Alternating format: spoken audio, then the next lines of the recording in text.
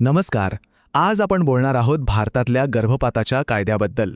आता हा विषय जितका गुंतागुंतीचा आहे तितकाच महत्त्वाचा सुद्धा. आणि हा कायदा नेमका आहे तरी काय हे समजून घेण्यासाठी आपण एका सरकारी मार्गदर्शिकेचा आधार घेणार आहोत. चला तर मग सुरू करूया. आता हा आकडा बघा, 55,000. हा फक्त एक नंबर नाहीये. नाही, ह्यामागे खूप मोठी आणि गंभीर समस्या दडलेली आहे. तर मग काय आहे हा 55,000चा आकडा?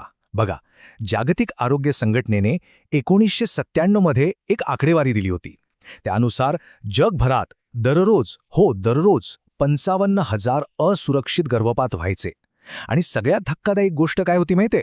यातले तब्बल 95% गर्भपात हे विकसनशील देशांमध्ये होत होते. म्हणजे विचार करा केवढं मोठं आरोग्य संकट उभं ठाकलं होतं. आता पुढचा आकडा पाहूया, 200. आणि हा आकडा आपल्याला सांगतो की या संकटाची मानवी किंमत किती मोठी होती. हो, हे फक्त आकडे नाहीत, प्रत्येक आकड्यामागे एक जीव होता. दररोज 200 स्त्रिया असुरक्षित गर्भपातामुळे आपला जीव गमावत होत्या. आणि इथूनच हे अगदी स्पष्ट होतं की सुरक्षित आणि कायदेशीर गर्भपाताची सोय असणं किती गरजेचं होतं.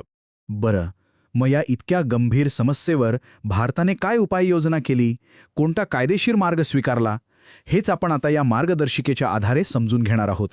सुरुवात करूया भारताच्या कायदेशीर चौकटीपासून. म्हणजे या कायद्याचा नेमका इतिहास काय आहे, त्याचा प्रवास कसा झाला ते पाहूया. या कायद्याचा प्रवास खरंच खूप महत्त्वाचा आहे. बघा, 1971 साली भारतीय संसदेने वैद्यकीय गर्भपात कायदा म्हणजे MTP ॲक्ट मंजूर केला. पुढच्याच वर्षी 1972 मध्ये तो जवळजवळ देशभरात लागूही झाला. पण काळानुसार कायद्यात बदल करणं गरजेचं असतं नाही का? म्हणूनच 2002 मध्ये या कायद्यात काही महत्त्वाच्या सुधारणा केल्या गेल्या. आणि मग 2003 साली या नवीन सुधारणांना आधार देण्यासाठी नवीन नियम आणि मार्गदर्शक तत्त्वसुद्धा जारी झाली. म्हणजे हा कायदा गरजेनुसार सतत विकसित होत गेला.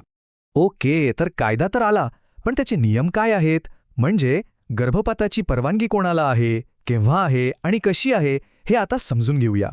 तर मग सगळ्यात पहिला आणि महत्त्वाचा प्रश्न, कायद्यानुसार नक्की कोणत्या परिस्थितीत गर्भपात करण्याची परवानगी आहे? कायदा काही विशिष्ट परिस्थितींमध्ये गर्भपाताला परवानगी देतो. जसं की महिलेचा जीव वाचवण्यासाठी किंवा तिच्या शारीरिक मानसिक आरोग्याला गंभीर धोका टाळण्यासाठी, किंवा जर जन्माला येणाऱ्या बाळामध्ये काही गंभीर व्यंग असण्याचा धोका असेल.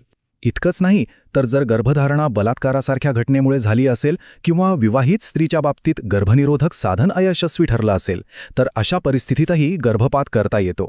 पण हो, यासाठी जर गर्भधारणा 12 आठवड्यांपर्यंत असेल तर एका डॉक्टरचं मत लागतं, आणि 12 ते 20 आठवड्यांपर्यंत असेल तर 2 डॉक्टरांचं मत आवश्यक असतं. ठीक आहे, कारणं तर समजली. पण आता पुढचा महत्त्वाचा प्रश्न, या प्रक्रियेसाठी संमती कोणाची लागते? या बाबतीत कायदा अगदी स्पष्ट आहे.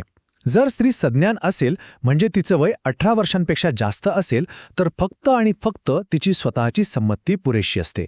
दुसऱ्या कोणाच्याही परवानगीची गरज नाही. पण जर ती अल्पवयीन असेल, म्हणजे 18 वर्षांखालील असेल किंवा मानसिकदृष्ट्या आजारी असेल, तर मात्र तिच्या पालकांची लेखी संमती आवश्यक असते. यातून एक गोष्ट स्पष्ट होते की कायद्याने सज्ञान स्त्रीला स्वतःच्या निर्णयाचा अधिकार दिला आहे. आणि ही जी संमतीची प्रक्रिया आहे ती अधिकृत करण्यासाठी हा एक फॉर्म असतो, ज्याला फॉर्म क म्हणतात. ही एक कायदेशीर पायरी आहे जी पूर्ण करणं बंधनकारक आहे. चला आता आपण वळूया पुढच्या भागाकडे, सेवा पुरवठादार आणि ठिकाणं. म्हणजे गर्भपात कोण करू शकतं, कुठे करू शकतं आणि तिथे दर्जेदार काळजी कशी सुनिश्चित केली जाते. तर पहिला मुद्दा, कायद्यानुसार गर्भपात करण्यासाठी पात्र कोण ठरतं? कोणीही ही प्रक्रिया करू शकतो का? तर नाही, कायद्यानुसार फक्त नोंदणीकृत वैद्यकीय व्यावसायिक म्हणजेच रजिस्टर्ड मेडिकल प्रॅक्टिशनरच गर्भपात करू शकतो. आता याचा अर्थ काय? सोप्या भाषेत सांगायचं तर असा डॉक्टर ज्याने स्त्रीरोग आणि प्रसूतीशास्त्रामध्ये खास प्रशिक्षण घेतलं आहे, किंवा ज्याच्याकडे एखाद्या चांगल्या रुग्णालयात काम करण्याचा मोठा अनुभव आहे. थोडक्यात तज्ज्ञ डॉक्टरच हे काम करू शकतात. बरं, डॉक्टर कोण असावा हे कळालं. आता पुढचा प्रश्न, ही प्रक्रिया नक्की कुठे केली जाऊ शकते?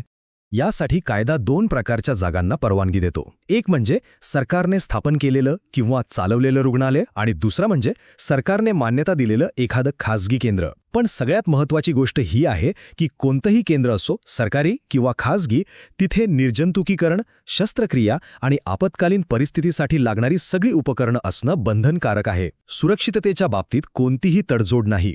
ठीक आहे, म्हणजे डॉक्टर आणि ठिकाण यासाठी नियम आहेत. पण हे नियम पाळले जातायत की नाही हे कोण बघणार? म्हणजेच या सगळ्यावर देखरेख कशी ठेवली जाते? चला ते पाहूया.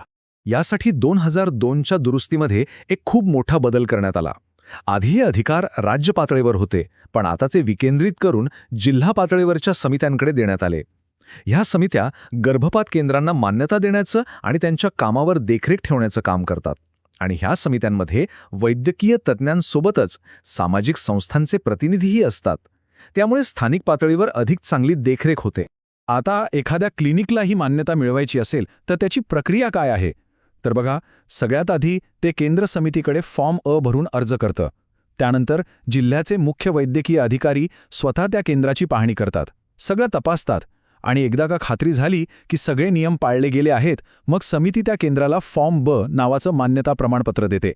आणि या सगळ्या प्रक्रियेत एका गोष्टीची सगळ्यात जास्त काळजी घेतली जाते, ती म्हणजे रुग्णाच्या गोपनीयतेची. रुग्णाची सगळी माहिती एका खास ॲडमिशन रजिस्टरमध्ये म्हणजे फॉर्म 3 मध्ये नोंदवली जाते आणि हे रजिस्टर पूर्णपणे सीलबंद आणि गोपनीय ठेवलं जातं. ही कायद्याने दिलेली एक खूप मोठी हमी आहे. आता आपण या कायद्यातील एका अत्यंत महत्त्वाच्या पण तितक्याच संवेदनशील नियमाबद्दल बोलूया. तो म्हणजे अपवादात्मक परिस्थिती. कायदा म्हणतो की जर आपत्कालीन परिस्थिती असेल आणि महिलेचा जीव वाचवणं सगळ्यात महत्त्वाचं असेल, तर एक नोंदणीकृत डॉक्टर कोणत्याही ठिकाणी गर्भपात करू शकतो, अगदी ते ठिकाण अधिकृतपणे मंजूर नसलं तरीही. यातून हे दिसतं की नियम कितीही कडक असले तरी शेवटी माणसाचा जीव वाचवण्याला सर्वोच्च प्राधान्य आहे. आणि हाच मुद्दा आपल्याला एका मोठ्या प्रश्नाकडे घेऊन जातो. तो म्हणजे एकीकडे सुरक्षितेसाठी बनवलेले कडक नियम आणि दुसरीकडे जीव वाचवण्यासाठी लागणारी तातडीची गरज. या दोन्हींमध्ये एक कायदेशीर चौकट संतुलन कसं साधू शकते? कदाचित हेच संतुलन साधणं हेच या कायद्याचं खरं सामर्थ्य आहे. यावर नक्की विचार करा.